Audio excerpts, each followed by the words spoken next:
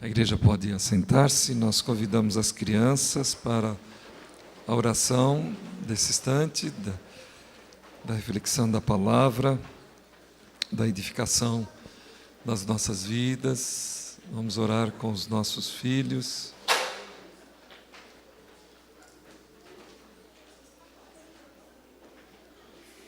Podem vir.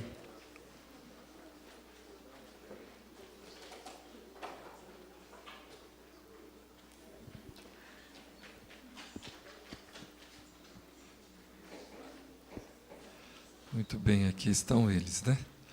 Há alguns ainda no colo, que Deus possa abençoar, portanto, essas crianças que estão aí, né, cochilando, aí no colo da mamãe. Deus abençoe, portanto, a todos. Vamos orar nesse instante. Eu vou pedir que nos dirija a Deus nesta oração. Eu vou convidar que venha aqui à frente para orar com os nossos filhos. Vou pedir para o irmão presbítero Denilson, por favor. Vamos orar com o nosso irmão.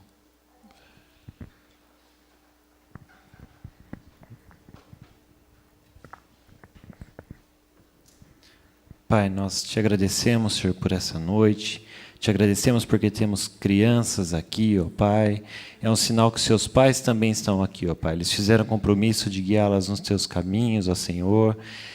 Muitas coisas elas não entendem o que acontece nessa data, ó Pai, mas que a semente está sendo lançada, isso não há dúvida, ó Pai, que possa frutificar no momento certo, ó Pai, que elas não venham a se desviar nenhuma dos seus ensinamentos, ó Senhor, seja com elas, seja com as tuas famílias, ó Senhor, seja com os professores que estarão com elas nesse momento. Da mesma forma, Senhor, lhe pedimos pelo nosso pastor, pela iluminação, que não seja ele, mas teu Santo Espírito fluindo através da vida do pastor Isaías, ó Pai. Receba em tuas mãos este culto, ó Pai. É o nosso pedido a ti, agradecimento em nome de Jesus. Amém. Pois bem, as crianças podem ir.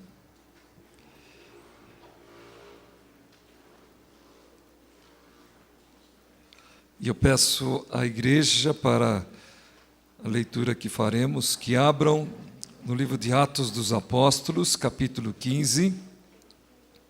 Atos, capítulo 15. Nós faremos a leitura de alguns versículos. Todo esse capítulo 15 desenvolve o mesmo assunto, fala do mesmo tema. E nós vamos separar alguns versículos desse capítulo para a nossa meditação nesta noite. O capítulo 15, do verso 22 até o verso 29, será, portanto, a nossa leitura. A decisão enviada a Antioquia. Daqui a pouco a gente fala o que é e qual é essa decisão, mas vamos ler esse trecho, Atos 15, de 22 a 29. Diz assim: Então pareceu bem aos apóstolos e aos presbíteros, com toda a igreja, tendo elegido homens dentre eles, enviá-los, juntamente com Paulo e Barnabé, a Antioquia. Foram Judas, chamado Barsabás, e Silas, homens notáveis entre os irmãos, escrevendo por mão deles, os irmãos, tanto os apóstolos como os presbíteros, aos irmãos de entre os gentios em Antioquia, Síria e Cilícia, saudações. Visto sabermos que alguns que saíram de entre nós, sem nenhuma autorização, vos têm perturbado com palavras, transtornando a vossa alma, pareceu-nos bem, chegados a pleno acordo, eleger alguns homens e enviá-los a vós outros com os nossos amados Barnabé e Paulo, homens que têm exposto a vida pelo nome de nosso Senhor Jesus Cristo. Enviamos, portanto, Judas e Silas, os quais pessoalmente vos dirão também estas coisas, pois pareceu bem ao Espírito Santo e a nós não vos impor maior encargo além destas coisas essenciais, que vos abstenhais das coisas sacrificadas a ídolos, bem como do sangue, da carne de animais sufocados e das relações sexuais ilícitas. destas coisas fareis bem, se vos guardardes saúde, recomendou, portanto, os autores à igreja de Antioquia. Nós vamos então falar nesta noite sobre o tema a reforma protestante. Reforma protestante, que se dá no dia 31 de outubro. Ok. Pensei que os irmãos iam falar 31 de julho. Não que essa data de 31 de julho não tenha parecido com uma reforma. Porque, na verdade, 31 de outubro nos trouxe um lema que deveria ser vivenciado pela igreja. Qual é este lema? Igreja reformada, sempre se reformando. Igreja reformada, sempre se reformando. Quantos anos mesmo, irmãos, temos de reforma? 400 e 400 e Quantos anos faremos o ano que vem? 2016. Nem com essa ajuda. Então nós não sabemos quando foi, né? O ano que foi? 31 de outubro de 1517. O ano que vem é 2017, né? 31 de outubro de 1517. Portanto, faremos o ano que vem 500 anos de reforma protestante. Pois é, um acontecimento de muita importância, irmãos. Mexeu com países, com nações, mexeu com a Europa, mexeu com o Reino Unido, mexeu com as Américas, mexeu com o Brasil, mexeu conosco. Por isso, é um acontecimento de muita importância. Contudo, apesar desta grande importância que ela tem, ela não escapa de ser avaliada à luz das Escrituras. Porque as Escrituras são a nossa regra de fé e prática. E é justamente isso que nós queremos, com os nossos irmãos, fazer nesta noite. Esse tema reforma protestante é o tema do nosso discipulado. Pela manhã nós conversamos sobre isto. 31 de julho foi uma reforma que se deu, às vezes aceita, às vezes não aceita, de um âmbito muito menor, com um reflexo muito menor, mas também com muita importância. Mas que também não pode deixar de ser avaliado à luz das Escrituras. E o que nós vamos fazer é justamente avaliar à luz das Escrituras usando esse texto de Atos capítulo 15. Porque Atos capítulo 15 registra o primeiro concílio da igreja cristã. Registra o primeiro encontro de líderes, de pessoas vocacionadas por Deus para conduzir a obra que Jesus deixara e para debater temas, assuntos de relevância. Assuntos que muitas vezes é dividido em mentes, em pensamentos, em ideias, em conceitos. E o que nós queremos, portanto, nesta oportunidade, é usar esse texto, é verdade, no momento inicial da igreja, mas sua importância não foi menor do que a reforma do século XVI, não foi menor do que 31 de julho, e não foi menor do que outros acontecimentos que podem representar reforma no seio da igreja ao longo da sua existência. Nós sabemos que a reforma protestante do século XVI, ele cindiu a igreja, assim como 31 de julho. Em 31 de outubro, nasce a igreja chamada protestante, provocando, portanto, o surgimento também da igreja chamada Igreja Católica Apostólica Romana.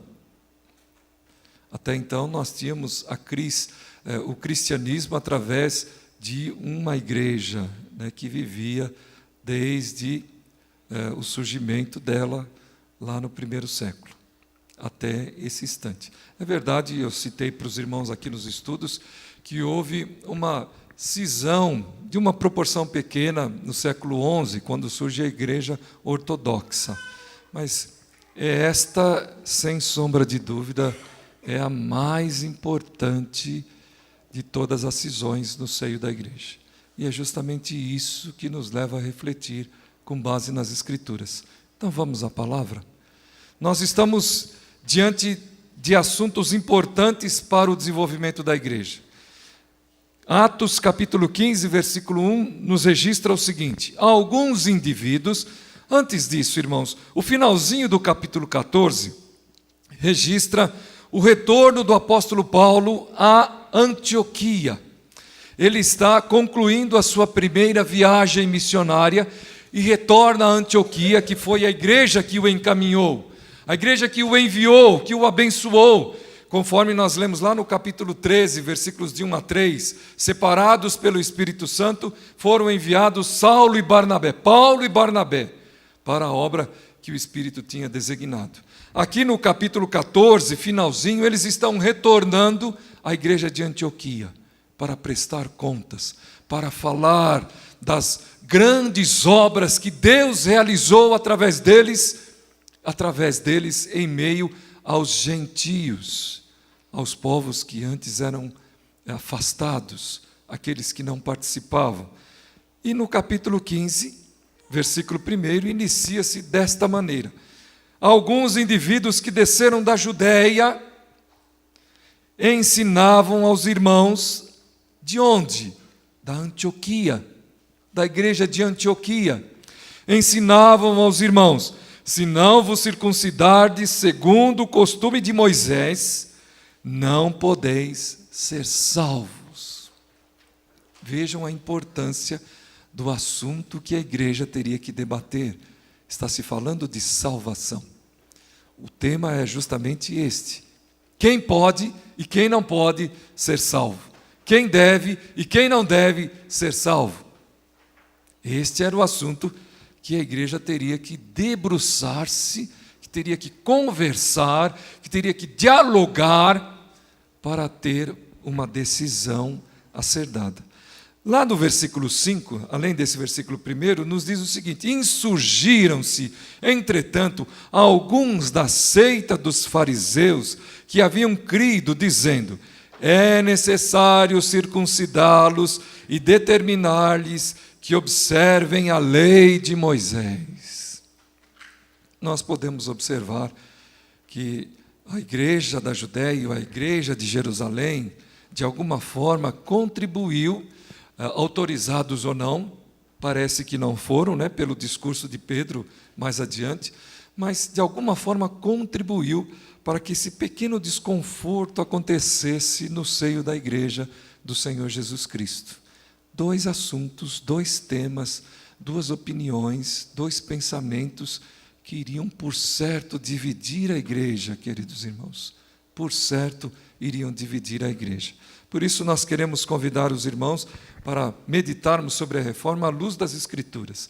E o que nós encontramos nas Escrituras, e quero destacar alguns pontos aqui para os irmãos, começando por aquilo que nos fala o versículo 28. Pois pareceu bem ao Espírito Santo e a nós não vos impor maior encargo além destas coisas essenciais. Irmãos, quando se fala da igreja, nós não podemos deixar de consultar o Senhor da igreja. Quando se fala da igreja, nós não podemos deixar de ir atrás do cabeça da igreja. Quando se fala da igreja, nós não podemos deixar de buscar orientações, direções daquele que municia a igreja, daquele que capacita a igreja, daquele que abençoa a igreja, que é o Senhor, Pai, Filho e Espírito. Nesse caso aqui, nós estamos vendo claramente que o Espírito Santo interferiu nesta reunião. Não é isto que está dizendo o texto? Pareceu bem ao Espírito Santo. Pareceu bem ao Espírito Santo e a nós. Irmãos, quando se fala das coisas da igreja, nós não podemos deixar de ir atrás do conhecimento que Deus revela a nós a respeito da igreja. E isso nós vamos encontrar na palavra. Nós vamos encontrar nas Escrituras. Jesus Cristo diz justamente isso. Vocês erram, alguém lembrou esse versículo de manhã, né? Vocês erram porque não conhecem as Escrituras. Ele complementa dizendo, e elas apontam para mim, né? Mas nós muitas vezes nos arvoramos, nós queremos tomar decisões, nós queremos decidir na igreja sem consultar a Deus, sem consultar ao Senhor, sem falar com Ele. Como nós poderemos falar com Ele? Lendo as Escrituras, orando, porque Ele nos chama a isto. Ele diz que onde 2 ou 3 estiverem reunidos em meu nome, ali eu estarei com eles. Se nós estivermos, portanto, diante dEle, buscando a Ele, procurando a Ele, Senhor, nos dê a direção, nos dê sabedoria, nós vamos tomar as melhores decisões. E quais são as melhores decisões quando se fala de igreja do Senhor? Quais são as intenções de Deus com relação ao seu povo?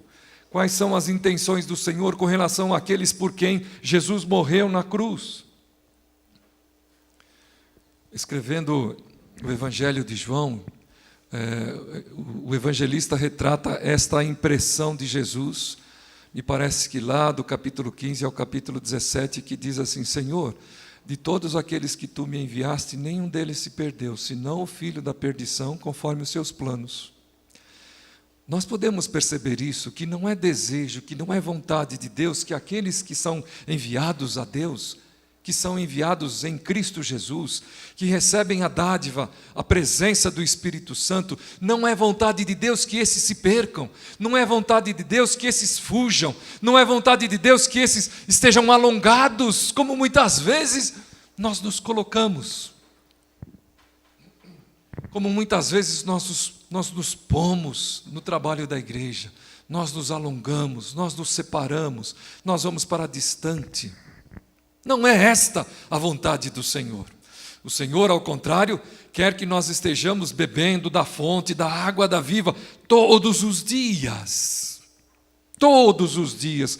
Porque foi isto que o Espírito proporcionou na sua descida no livro de Atos, capítulo 2. Os apóstolos estavam todos os dias, de casa em casa, compartilhando as ideias, compartilhando as decisões, compartilhando o que devesse ser feito. Enquanto isso, o Senhor ia agregando vidas à igreja do Senhor Jesus. E nós não podemos deixar de considerar que a vontade de Deus em Cristo Jesus é que não haja grego nem judeu, que não haja homem nem mulher, que não haja escravo e nem livre. Paulo escreve isso aos Gálatas. Então, nós podemos observar que a vontade de Deus para a igreja não é que os grupos se separem. Não é assim. O Espírito Santo, Deus, precisa ser consultado em primeiro lugar. Talvez a gente até diga assim, mas eles não quiseram, falando da reforma, né? Eles não aceitaram, eles queriam matar, eles perseguiram. Realmente, irmãos, isso aconteceu. Mas ninguém tem mais força, tem mais poder do que Deus. Pode ser até que por algum instante, por algum momento, por alguns segundos, por alguma hora, por algum dia, por algum mês, fique a impressão de que o homem esteja vencendo. Mas quando se fala das coisas de Deus, é melhor que nós nos juntemos a Ele, porque nós não vamos vencer. Porque nós não vamos sair vitoriosos, porque nós não vamos conseguir. Mais dia, menos dia, como diz o dito popular, a casa cai. Mais dia, menos dia, a casa cai. Não adianta querer ir contra o Senhor. A vontade de Deus não é, portanto, que haja separações no corpo, porque Ele é um corpo cuja cabeça é o Senhor Jesus, que veio até o homem para mostrar o que Ele queria do homem. cuja lei foi escrita pensando no homem. Como Jesus disse, não é o homem para a lei, mas é a lei para o homem. Nós não podemos deixar de ter isto em mente, queridos irmãos. É o primeiro ponto muito importante que esse texto, que esse concílio de Jerusalém nos ensina. Pareceu bem ao Espírito. Se pareceu bem ao Espírito, é sinal que eles procuraram o Espírito para saber o que o Espírito queria para aquele instante. Mas há um segundo ponto muito relevante, muito importante nesse texto, que eu gostaria que os irmãos pudessem ver nesse versículo de número 25. Nós vamos ler todo ele, mas destacando o finalzinho e o começo do versículo 26, que diz assim: pareceu-nos bem, chegados a pleno acordo, eleger alguns homens e enviá-los a vós outros, com os nossos amados Barnabé e Paulo. E olha o que eles conheciam, o que eles divulgaram e o que eles falaram desses dois. Homens que têm exposto a vida pelo nome do nosso Senhor Jesus Cristo. Homens que têm exposto a vida pelo nome de nosso Senhor Jesus Cristo. Isto impressão, portanto, de um dos grupos, né? Porque era o grupo dos judeus, aqueles que eram da Judéia, como Paulo, como Pedro, como Tiago e outros que estavam ali presentes.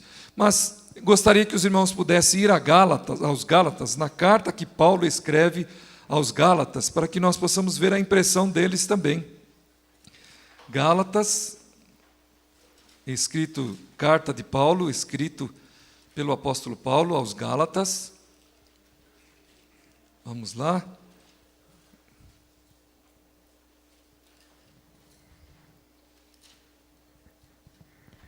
Gálatas capítulo 2.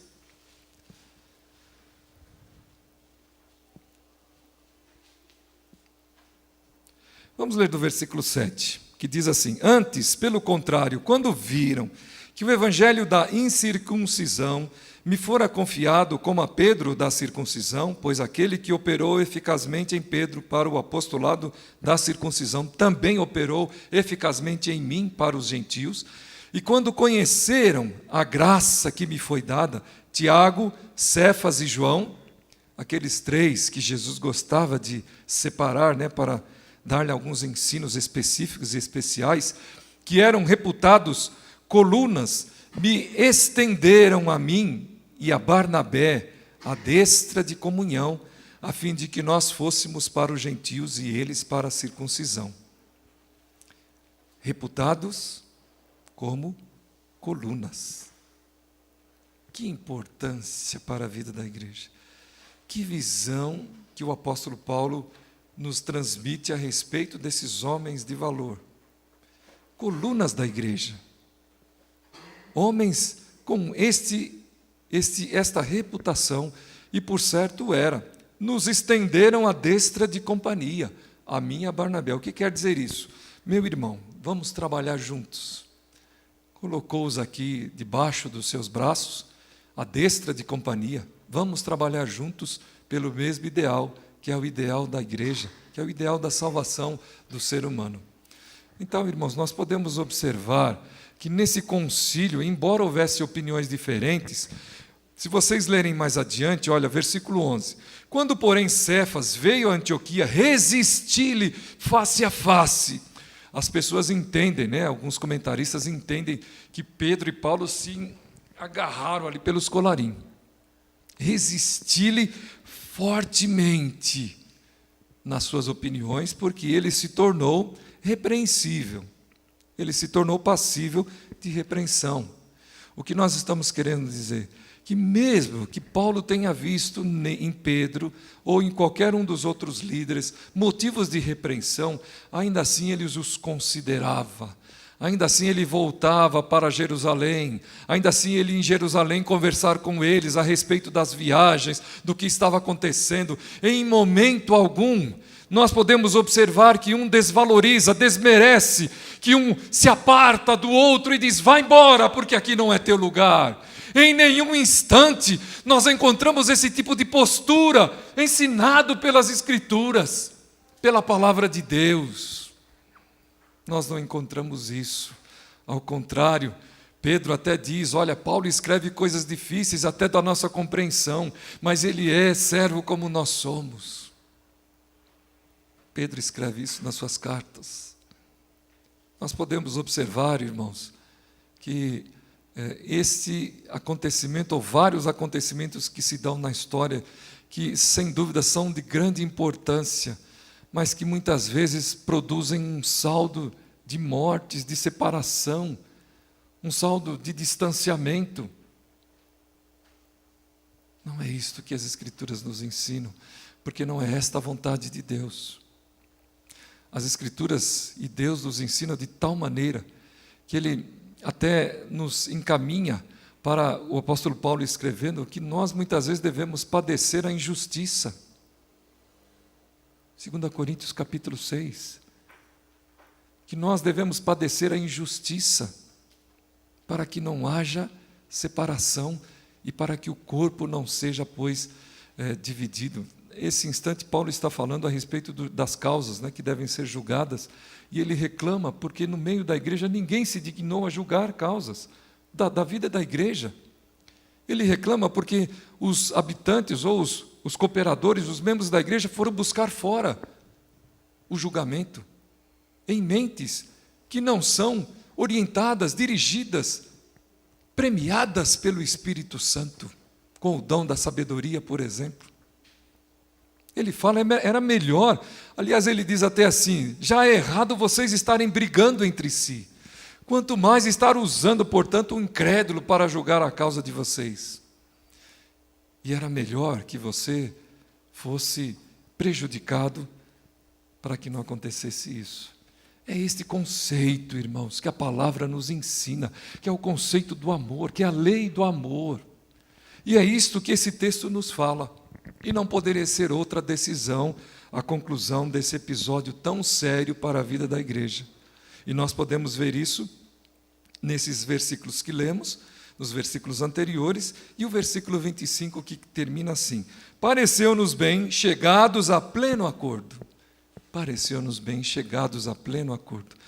Quantas discussões nós enveredamos e que nós não chegamos em acordo, que nós não chegamos a pleno acordo. Por que será, queridos irmãos? Pareceu-nos bem, chegados a pleno acordo. E qual foi esse acordo? Prestem atenção agora para vocês observarem e olharem o que o Espírito faz conosco. Primeira coisa, primeiro ponto desse acordo que foi feito. Vejam só, lá na discussão, primeiro falou Pedro, depois Tiago veio e também deu a sua contribuição.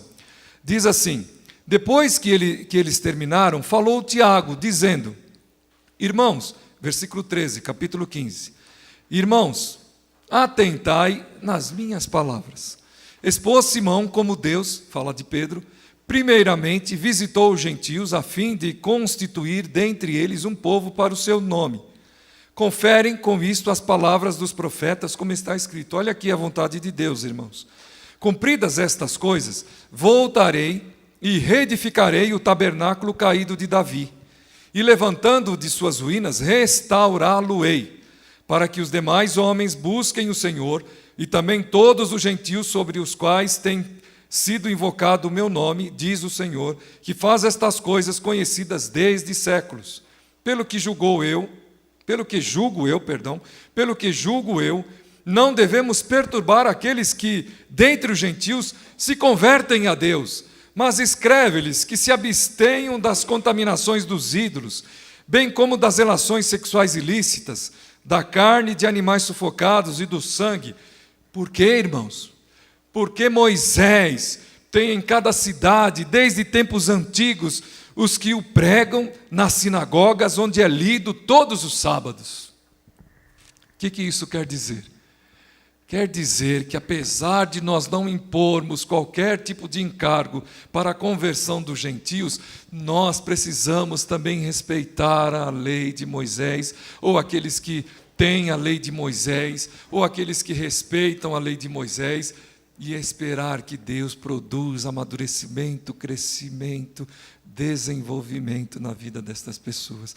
Não é maravilhoso? E como que nós concluímos isso? Porque o apóstolo Paulo, quando lá no capítulo 2 de Gálatas, ele diz assim: eles não me impuseram encargo a ser colocado sobre os ombros dos gentios, a não ser que eu me preocupe com os pobres, o que eu faço também.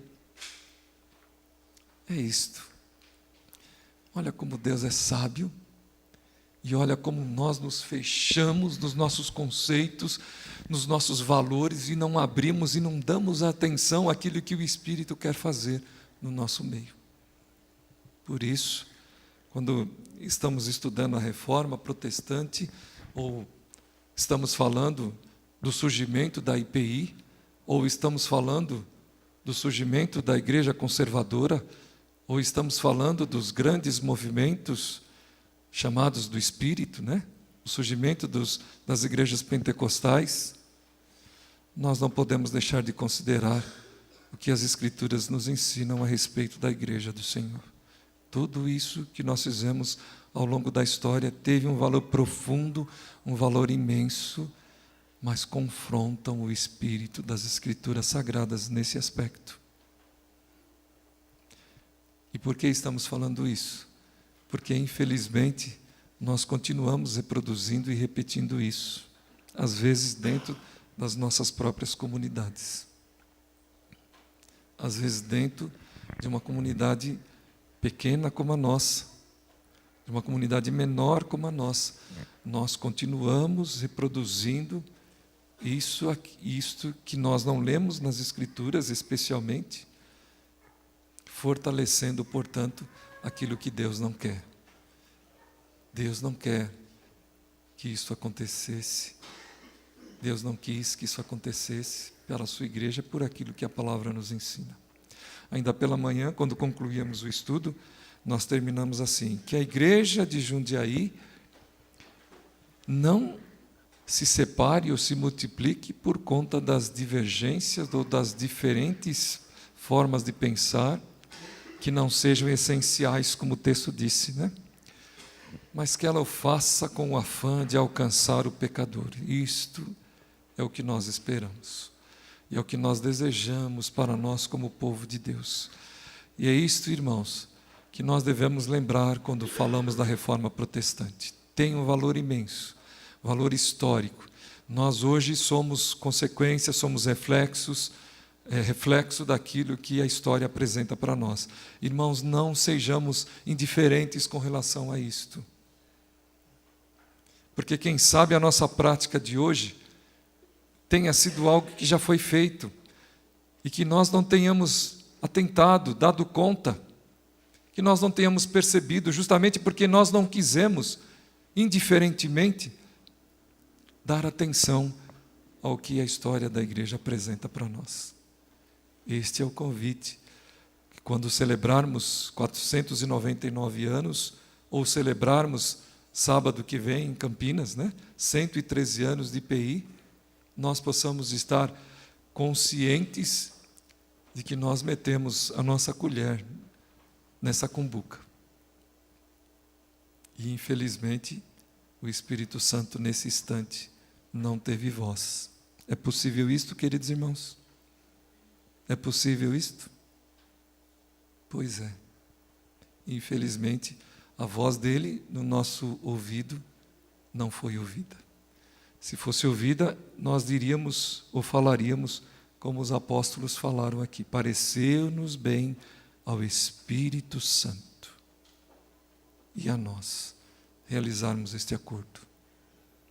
Que Deus assim nos abençoe, queridos irmãos, e que nós não deixemos de ouvir a voz do Espírito, não deixemos de ouvir a vontade de Deus, não deixemos de conhecer a Deus, porque a igreja a Ele pertence. A Ele, pois, toda a honra e toda a glória na igreja, pelos séculos dos séculos. Amém. Deus seja louvado. Vamos cantar nesse instante?